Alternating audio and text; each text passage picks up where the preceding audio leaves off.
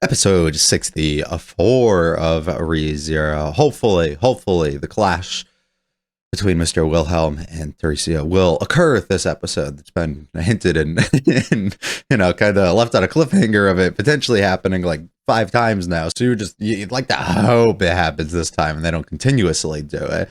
But it is like a big climactic moment, I think, to come, especially with all that has likely been set up, and especially what the Garf fight has set up with now knowing that he'll probably hear something from her at the end through death or through his own death, I guess. I don't, whatever way, I guess that more so goes.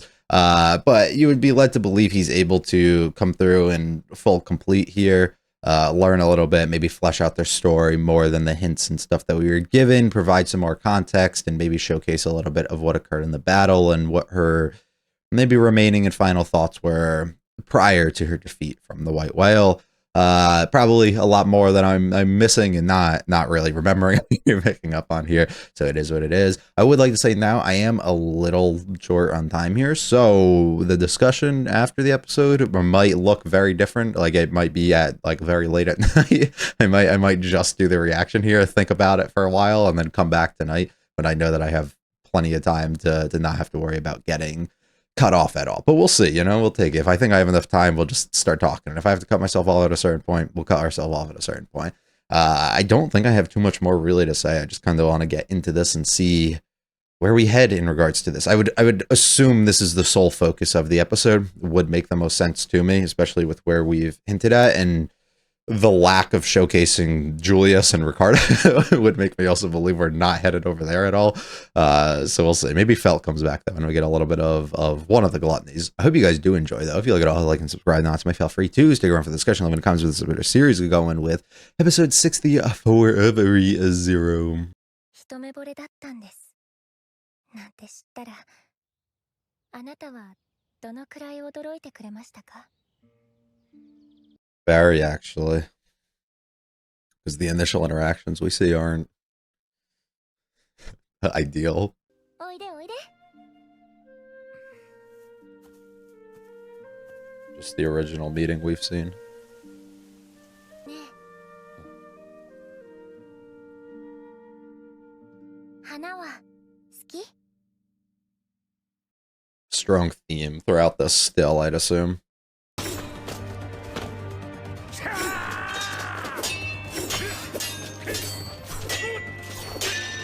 別れ際を覚えているか。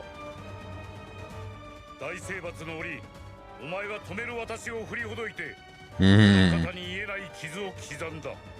あの時の言葉を私は一言一句忘れていない。戻ってきたら、あの日の約束を果たしに来たぞ。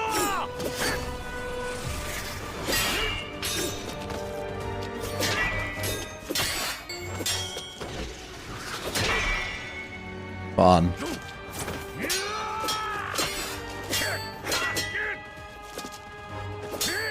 Who? Oh, bro. Incoming family issues.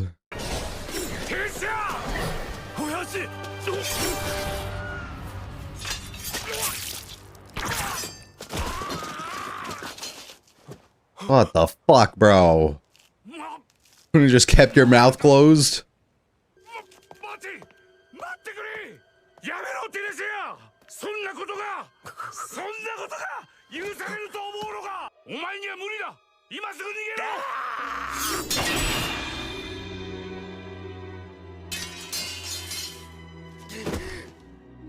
Didn't even begin, brother. Wonder if the loss of her is also something to do with how he turned out. Of course. Have to be within the other fights. And the whole family, right? Jeez. All the red hair.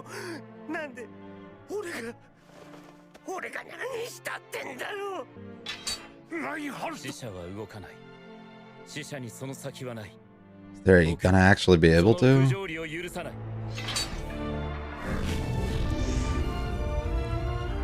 Oh, brother.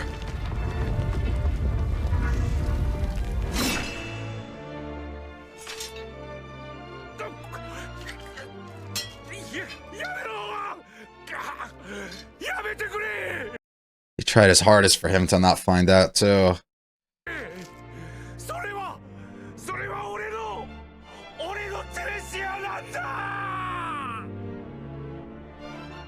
おばあ様は15年前に僕が殺した。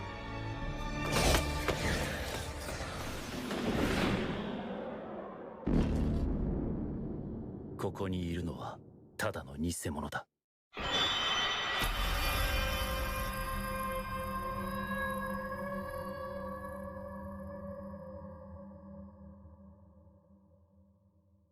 牽制の加護がこの身に宿ったのは私が12歳の頃だった。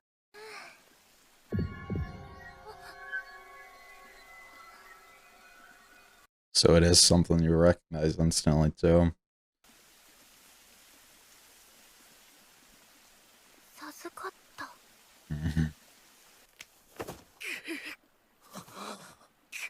And then from there, you get forced to take this up. やはり間違いない。次の牽制はお前だ。 Wonder if there's something that she's the first, like, woman to receive it. 剣を持ちなさい。テレシア。 That tiny ass thing to this. さんは私の何倍も努力していた。 Yeah, you were chosen. 一日だって剣の鍛錬を怠ったことはなかった。 All for そうや what? って頑張る兄さんが私は大好きだった。剣を持ちなさい。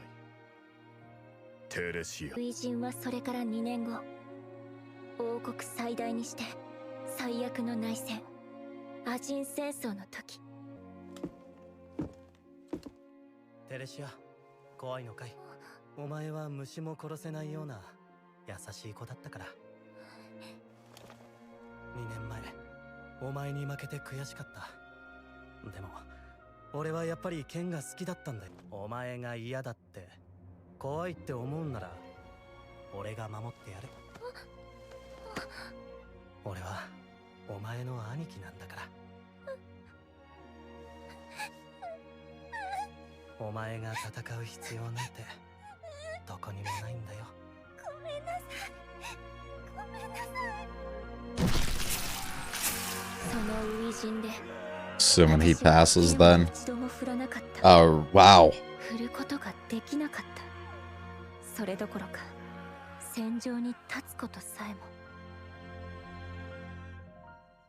そして兄さんは私の代わりに先陣を切り死んだ。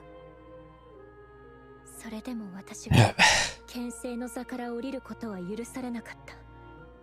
剣聖の存在は王国の精神的な支柱だ。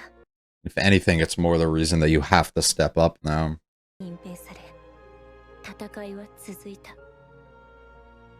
カルラ、カジレス、私の兄弟も先代の剣聖だったおじさまも戦場で命を落とした。剣を持ちなさい、テレシア。次の牽制はお前だ。あの時お前は思ったはずだ。なんて好きだらけなんだと。剣を持ちなさい、テレシア。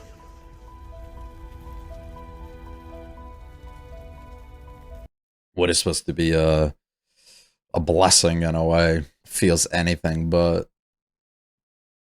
So that's why when you meet somebody who tells you to put it down,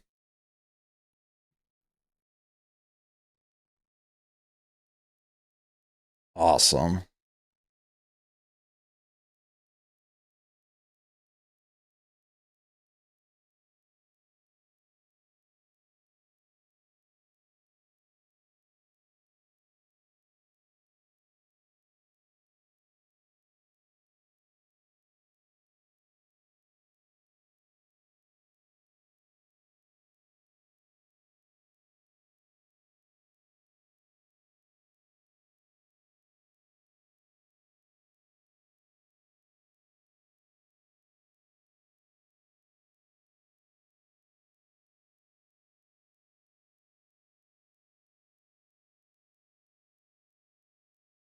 Say it.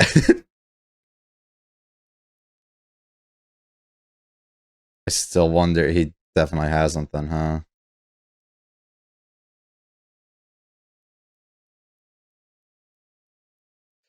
幸せでいろいろなことがあったけれど、それでも間違いなく幸せだった。私は反対だ。カインケルか。あのバカ野郎。くだらない入れ知恵で。それを私やあなたに言う資格はないわ。突然現れた白芸の討伐。でも王女様が誘拐されている今、この駅士団長の元気のあなたが動くわけにはいかない。私のこと愛してる？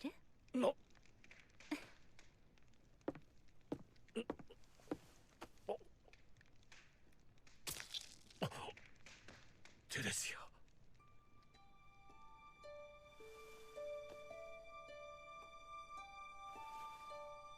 死神の加護。これであなたは私を追ってこれない。それをしたら傷が塞がらないんだから。私は血が止まらなくてもお前を追うぞ。愛してるわ、ヴィルヘルム。ええ、それでいいの。その答えは次に。次 Then a promise to return that never comes, and he wouldn't be able to. Yeah. なかった言葉を聞かせてくださいね。Welcome back, Mr. Whale.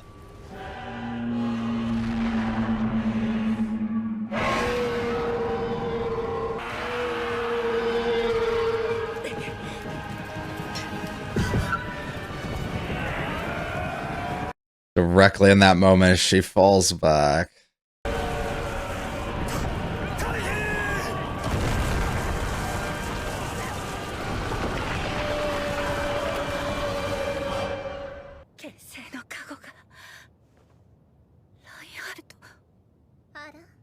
She just knows. Oh. 嫌われてしまいましたね。縛られなくてもいいの。願わくば剣以外にも出会いがある人生を私のように。あなたを理解したいのです。ヴィルヘルム。What the? 言わなくてはならないことがある。私は口下手で自分の考えもうまく伝えられず、お前にも苦労を。だから20年以上もお前に一度も20年不安にさせたかもしれん。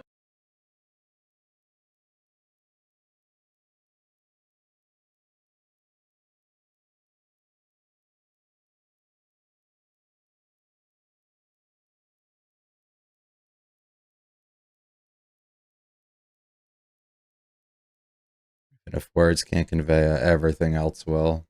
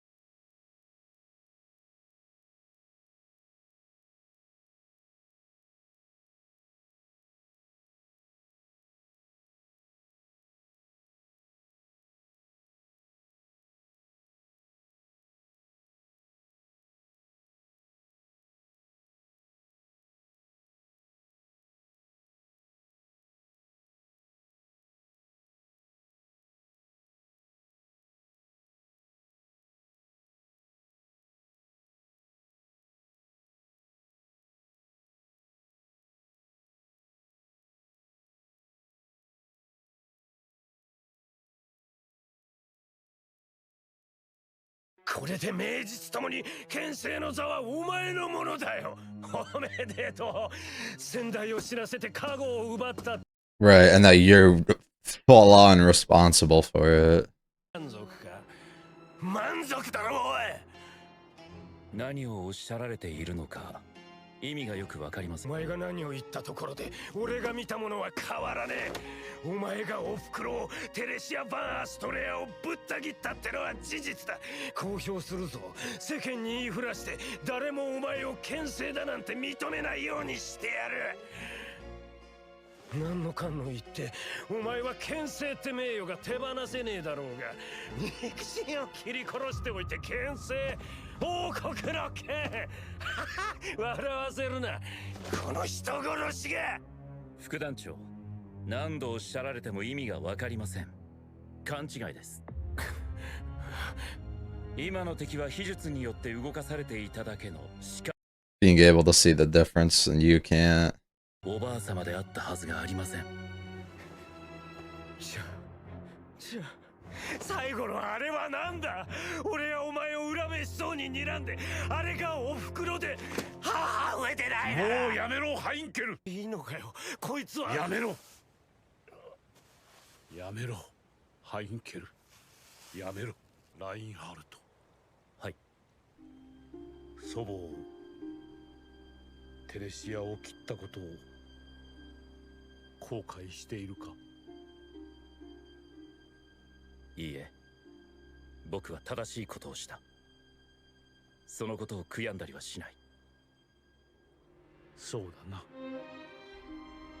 その通りだ。お前は正しい。私が間違っ Apologizing finally. はもう何もない。この戦い、あなたの力が必要な場面は他にもありましょう。どうか、剣聖ラインハルト殿。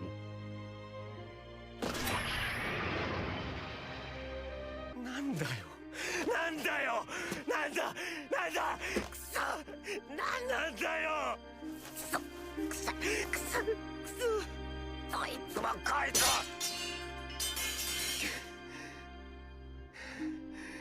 どいつもこいつも死んじまえ死んじまえ。 What a weirdo. Episode 64, Theresia of ASTREA, comes to an end. We are able to complete an extra battle, something, of course, that we need to do. We have plenty more. Still somehow likely end up getting through. In what is designed in a way to be largely the most emotionally charged episode throughout probably the core, probably throughout the season, actually. Leads us into seeing the complete end, fleshed out backstory, extended backstory, I guess, from what we've initially seen, and true actual ending to the life of Theresia on both fronts, I guess, fake version and real version, as well as what actually occurred within her White Whale, a battle, which is all things that I really appreciate. We also expand on the ASTREA family, which is a thing that is much needed to give more depth and backstory maybe to Reinhard, who I don't think maybe has as much for us to look into besides the actions and things that he has likely had to go through and feel from those around him. So using them as the main kind of like through line for this is, I think, important, and works just to really extend him because he's had this power and everything since he was like 5. So realistically, he's like, he probably doesn't have much for us to go back on and learn directly about him outside of how he's felt or been treated within his own family.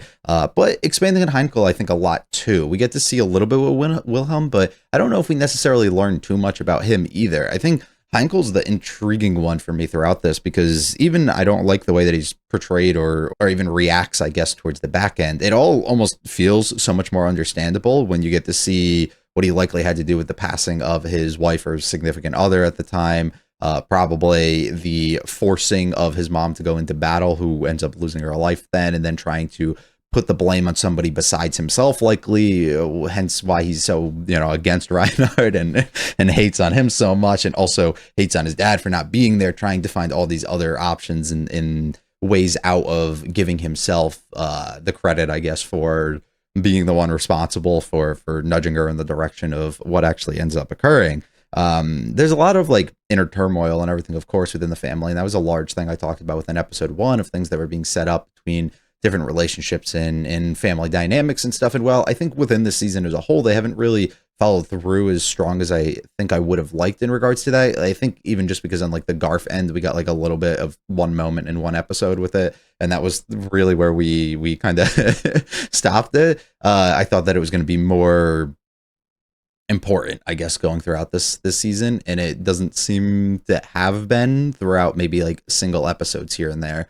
But it's not the end of the world, of course, either. And I think that this one they do exactly as really intended. I think this was realistically the big one. I just thought it was going to be more impactful, I guess, or more important for the other like supporting cast to be able to maybe have similar things. So I don't know. I mean, I guess we did have it in a way with Regulus in regards to like the wives. So there's still like family in some sort of way when it comes to that, but I don't know. So this episode is a weird one though.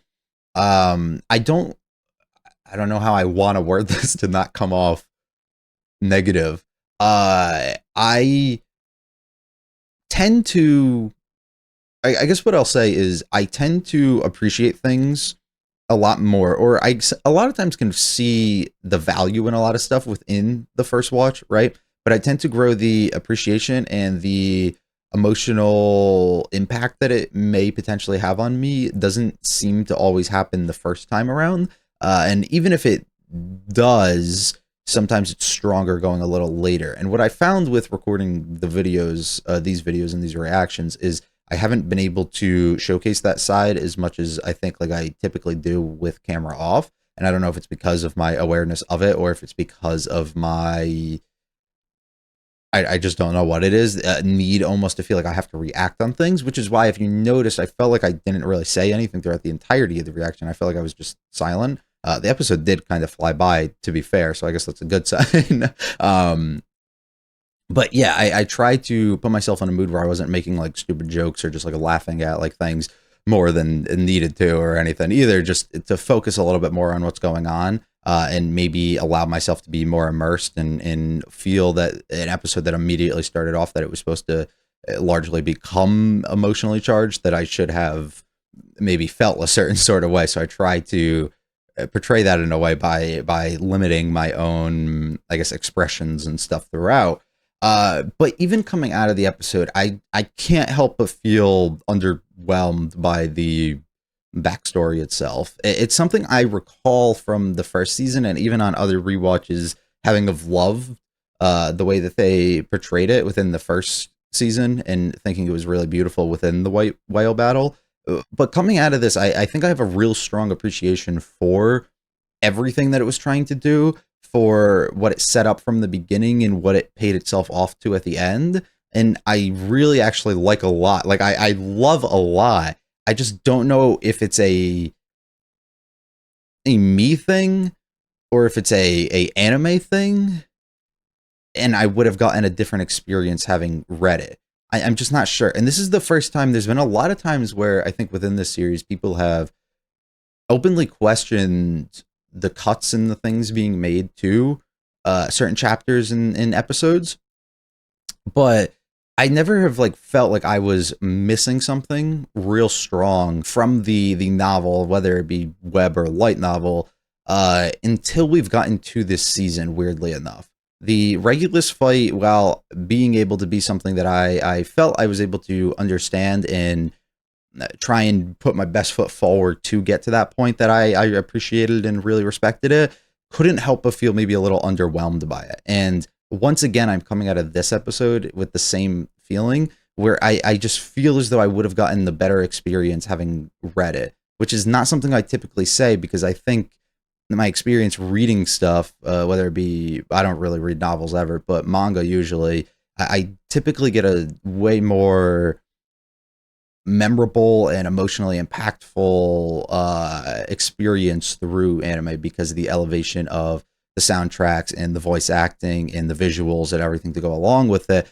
I typically feel so much more going through those, even on different series that I can recall that have like some of the worst animation and everything too. It does things for me. So it's it's a feeling that I'm not sure if I'll respect more having rewatched the episodes in whenever I go back and rewatch the season, probably right after the season ends, to be fair, or what exactly it is. But I'm a little stumped on that. It's something I've been thinking about a little bit, and this is something I was actually going to talk about at large throughout the end discussion on the season as a whole within the last episode. But it just feels relevant again to me here, where something about the backstory just doesn't emotionally connect on any level to me and do anything for me. Outside of the fact that I can see it, it makes sense, I respect it, and actually I really appreciate a lot of the stuff that is being done and written here.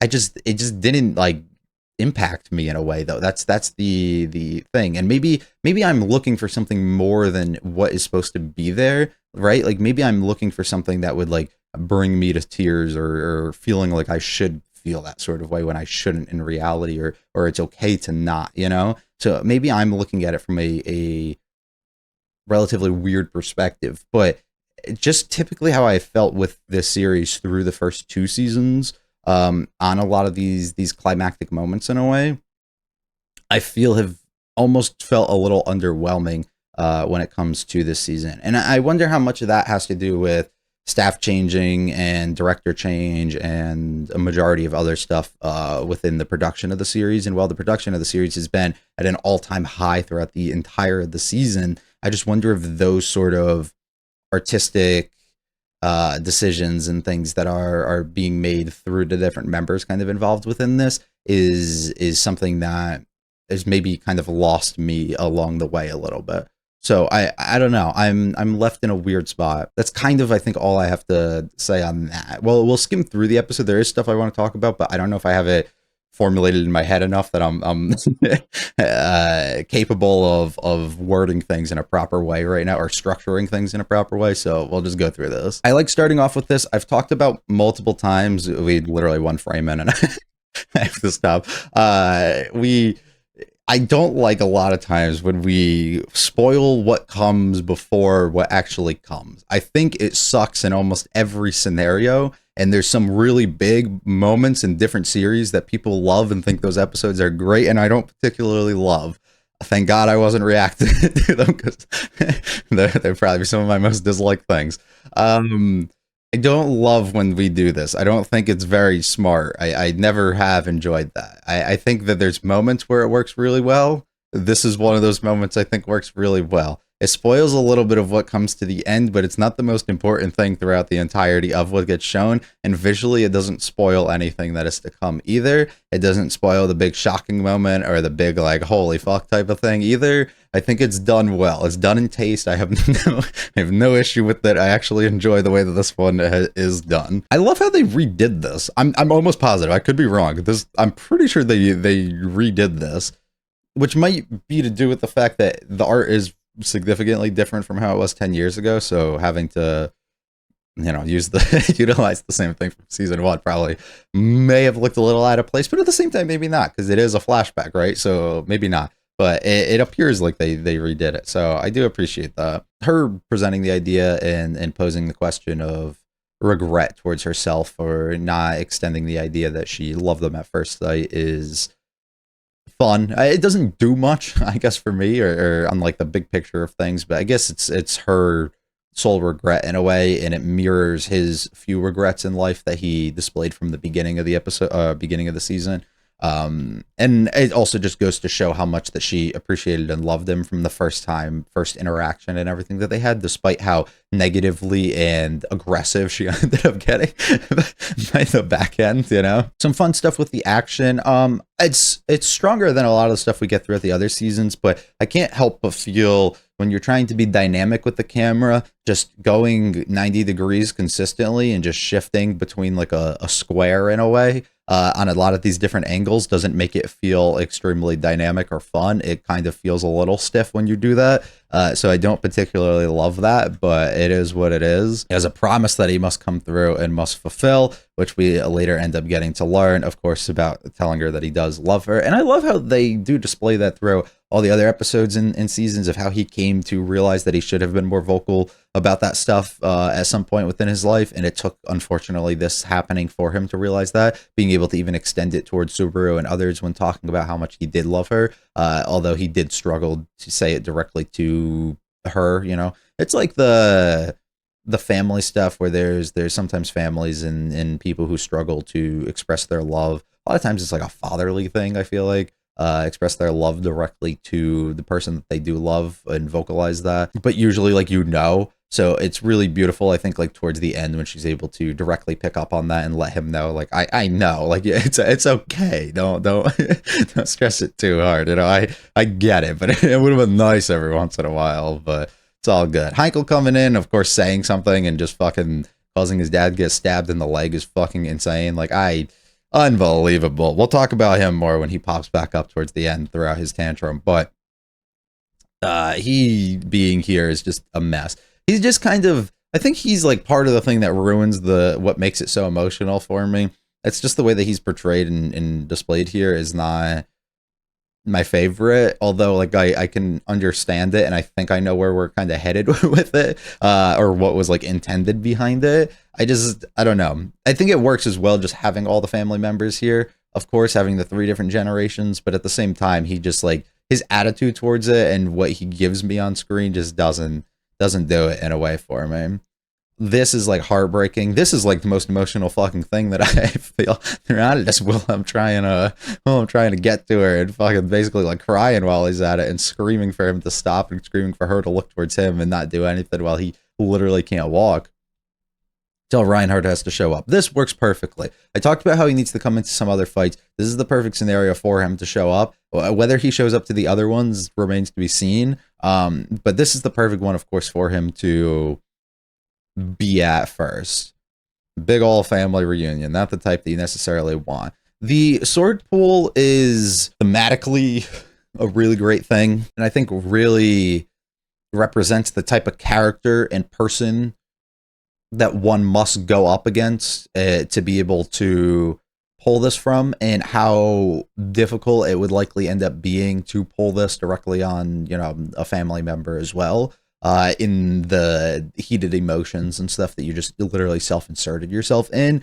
But once again, I can't help but feel a little underwhelmed by it. There's no cool, flashy, extended sort of animation or anything that gets me pumped or excited to see him use it, and it becomes even more underwhelming when you swing one single blow and you kill her. I have no issue with that being the case, actually, because of what the sword itself is supposed to represent and be. I just more so have it on the ends of like, we didn't get the first part, like setup of it looking really cool when he did it, so now it just doesn't hit as hard when he just singly kind of goes through and does it. Like, there's no real weight or anything I feel like that was put towards it, and I think it's underwhelming to me also because Theresia, being as strong as we've tried to make her seem to be, not actually seeing her in battle or seeing her as a type of person that might be like a counterpart on like difficulty in a way to defeat, as like Reinhardt has kind of displayed himself of like invincibility to us, it almost just doesn't feel like as necessary. You know what I mean? Like, I feel regardless if he pulls the sword out here, I get the same exact impact if he uses a basic ass one or not, you know? And maybe that's just a me thing. It doesn't really do much for me. Like I said, I do think it does hold some significant weight just for the fact that this is like as much of like a family squabble as we found ourselves in here. But at the same time, I don't know. I don't know if I have the words, like I said. That's how I tried to lead this off, is explaining that. Like, I feel ways and I just don't know if they're initial gut reactions on things or if they're more of like, I really stand by them type of things, and I kind of want to let it digest a little bit more before I make claims that I'm not really liking things, you know? But I just want to make it known it feels a little weird, so I don't know. Reinhardt immediately being able to distinguish the fact that she's real and fake is great, especially with how we've displayed that he might not have the strongest strengths of battle knowledge or anything up to this point throughout the season, so I think it's nice to be able to showcase that he's plenty okay with killing who is necessary to be killed, and understanding that you're not going to let kind of these mere illusions of what this puppet in front of you essentially is kind of deter you from doing what exactly you need to do. Came to her when she was 12. And then here becomes the extended backstory. I love how you immediately feel it. You immediately know that it is here. And everything has shifted from a girl who just likes to play with flowers and enjoy her daily life like this to you now have responsibility. You now have expectation. You are now viewed in a specific light. It's not a great thing, right? It's not what she wanted to feel, especially seeing the hard work and effort that those around her have put in. Why was I chosen? Why am I the one? You can question it all you want, but sometimes you just have to take up the fact that this is your calling. This is what you were meant to do here. Going from that little ass sword to this big one is crazy. The craziest thing that you can go through with this battle, the worst one that they had ever seen, the most deaths and everything, of course. She refuses to fight. Makes sense. If she was fighting, that wouldn't have happened. And she realizes that much later through the death of her family, basically, like in its entirety here, that I have to take this up. This is something that I let cause, right? This blood is essentially on my hands, is how she ends up having to take this due to the fact that everybody around her seemingly has to die here, due to her own lack of wanting to go out and fight and unwillingness, I guess, to do it, due to her practicing sloth, right? I guess we can display that in a way. This is a really cool visual in the field of swords, her being the one there who finds the one that stands out, and unfortunately having to pick it up as the flower, the thing that you wanted to, you know, kind of handle and be one with in a certain way, goes away.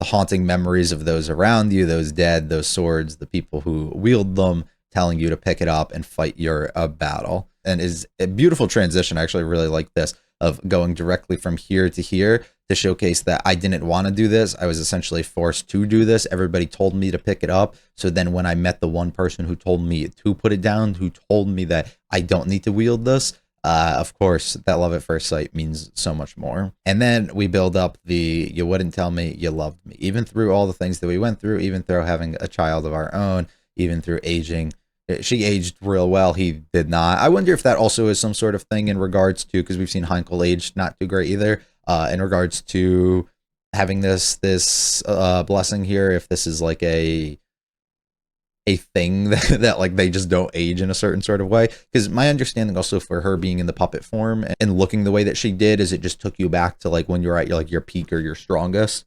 as opposed to like where she found herself at really here. You create them in their most ideal form in a way.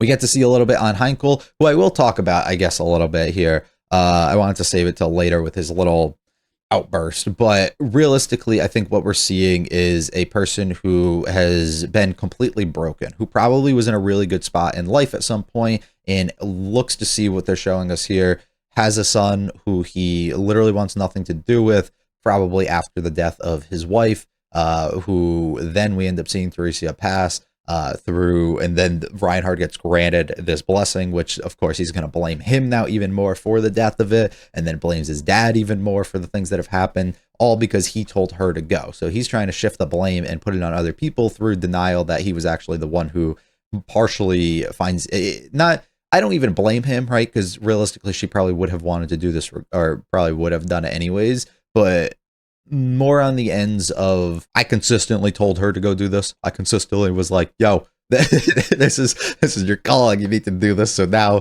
he has to bear another death essentially on his shoulders, and he doesn't like that idea. And he's trying to pass that off and consistently tell himself that that's not the case, to allow himself to continue on and not be overly depressed and overly destroyed as a result of actually what ends up happening here. It's just sad, you know, that he unfortunately has to go through that, and it puts himself in the broken, drunken state that we basically find himself in, with broken and just fractured relationships all around.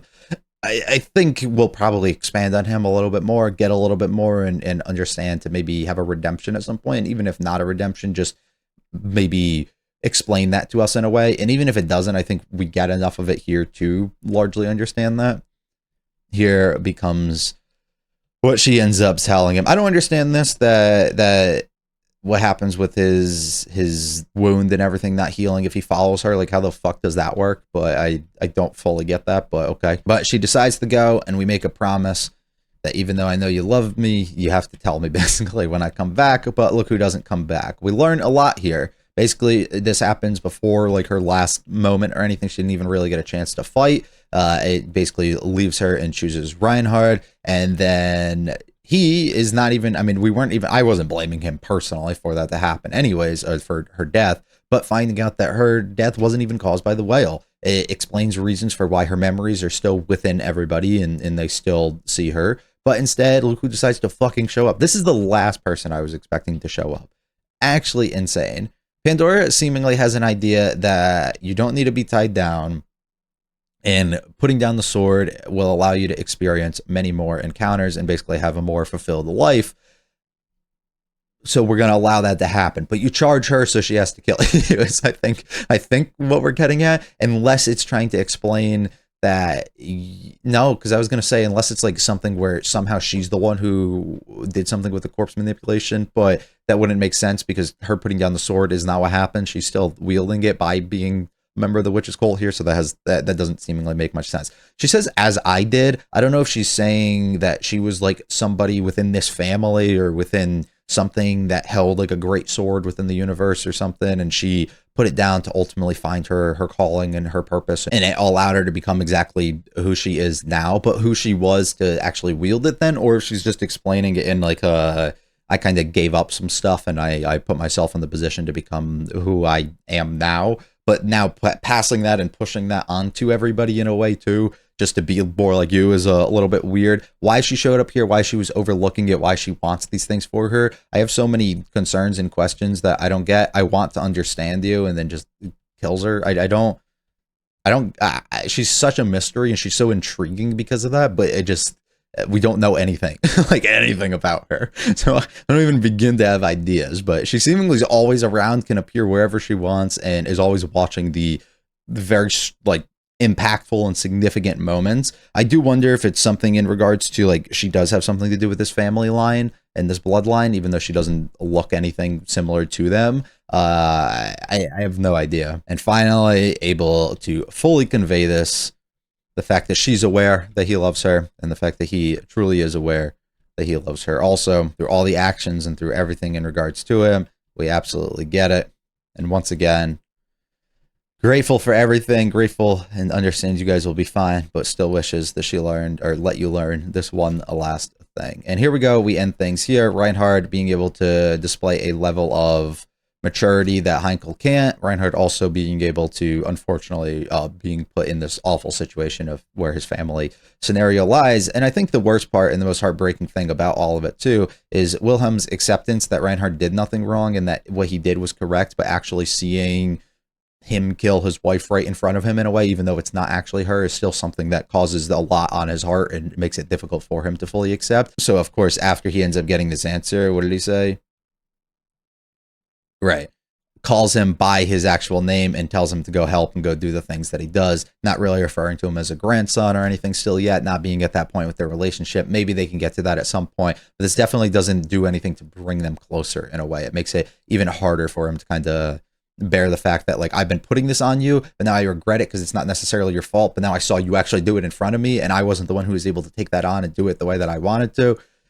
It's a lot. It's a lot for him. Absolutely. And Heinkel just breaks too, because just die, right? Everybody else around him has died. Everybody else is done things, and he's trying to put that on them. Maybe in a way, speaking to yourself. I went a little over my time. I am now going to be late, but it is what it is. Had to talk, so whatever. Hopefully I was able to convey things in a way that is good enough for you to understand. Hopefully I can revisit this through rewatch of edit and also on rewatch of the season as a whole when we go back to it, and have more emotional impact on me, maybe an appreciation on different aspects that maybe I don't really love necessarily right now, and maybe I'll change my opinion a little bit on it. But give me some thoughts. Did you feel any way that I did? Did you not feel that way about certain scenes and certain things that I had some sort of opinions on? Just let me know. Overall though, I mean, it's a good episode. It's just, it didn't, I don't know, I felt like it had areas that it definitely could have been stronger, and I felt like the writing was there. It just didn't visually display it in a way that I think would have hit me. So I don't know. Let me know though. If you liked it all, though, hit the like and subscribe. Not to me, feel free to check out the channel. Leave comments with the series. We'll be back for episode 15 next week. So close to the end. I hope you guys have a great one though.